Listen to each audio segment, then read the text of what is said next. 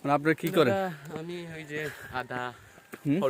হলুদ চাষ, আদা চাষ আর কলা, আচ্ছা, পেঁপে এটাই আমার নিয়ে। দাদা এখানে, এটা হলো নুনছড়ি, তা কি না নুনছড়ি এলাকার নামটা? নুনছড়ি থলিফেরা। ও নুনছড়ি থলিফার আসলে। আর এই রুটটা হলো দেবতা পুকুর রুট। এইটা যেটা যাচ্ছি আমরা আসলে দেবতা পুকুর রোড, দেবতা পুকুর রোডে উঠছি আমরা আসলে। দাদা অনেক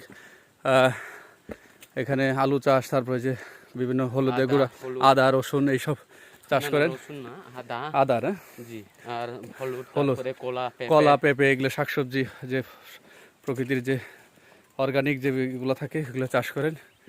আসলে দাদারা অনেক কষ্ট করেন। দাদার নামটা কি?